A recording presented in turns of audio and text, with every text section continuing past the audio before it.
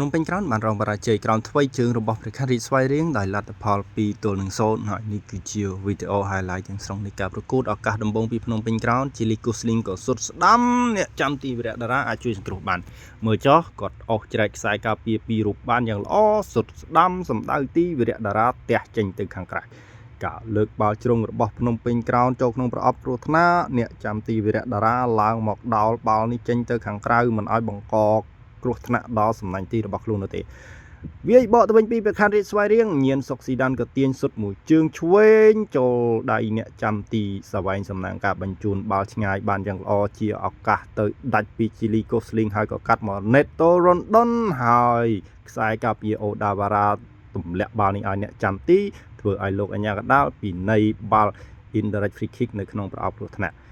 បាទនេះណេតតូហើយនឹងយូដៃអូកាបាត្រៀមក្នុងការសុទ្ធយូដៃក៏សុទ្ធមួយជើងស្ដាំបុកជាមួយនឹងខ្សែការពារ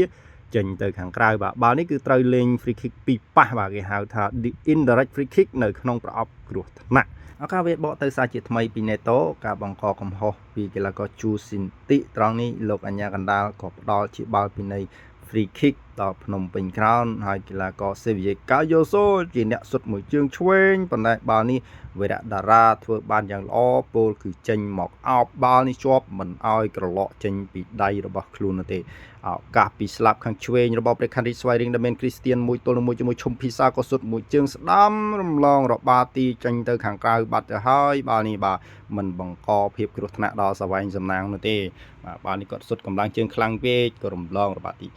ឱកាសត្រង់នេះហើយគឺជាការឆក់បាល់បានពី Gabriel Silva ហើយអស់ចូលទៅក្នុងប្រអប់គ្រោះថ្នាក់សម្លឹងឃើញញៀនសុកស៊ីដានដែលរត់មកគាំទ្រពីខាងក្រោយនោះស៊ីដានក៏បញ្ចប់ទី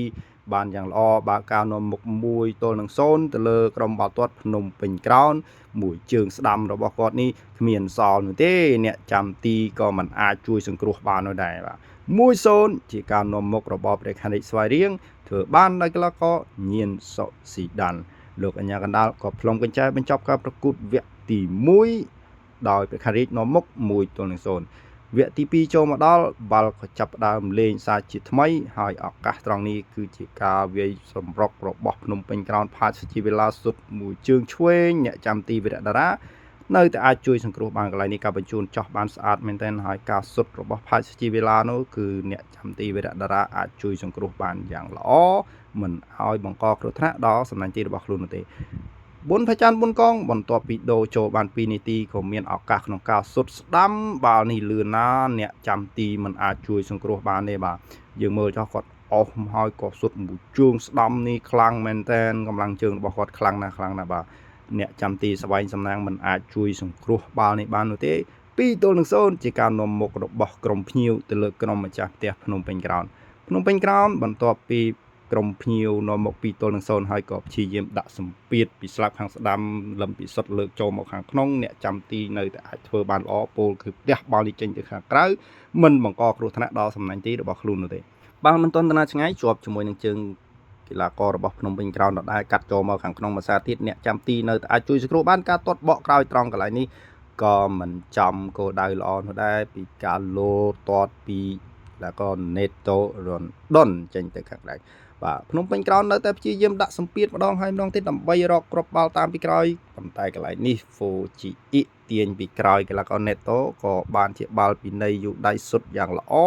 ហើយអ្នកចាំទីវីរៈតារានៅតែអាចរក្សាសម្ដាញ់ទីរបស់ខ្លួនបានយ៉ាងល្អមែនទែនសេរីគ្រីយ៉ាមានឱកាសក្នុងការបាញ់បាល់ឆ្ងាយទៅដល់ប៊ុនផាចាន់ប៊ុនកង first touch បានចំណេញហើយក៏អស់ចូលក្នុងប្រអប់សុទ្ធមួយជើងស្ដាំប៉ុន្តែបាល់នេះបែរជាខុសគោលដៅទៅវិញបាទនេះការទះរត់របស់គាត់នេះគឺបាល់ចំណេញហើយក៏សុទ្ធមួយជើងស្ដាំនេះចេញទៅខាងក្រៅនោះទេបាទកុំអីនឹងកើតមានគ្រាប់ទី3បាត់ហើយលោកអញ្ញាកណ្ដាលក៏ផ្លុំកញ្ចែបញ្ចប់ការប្រកួតដោយលទ្ធផលព្រះខ័នរាជស្វាយរៀងយកឈ្នះ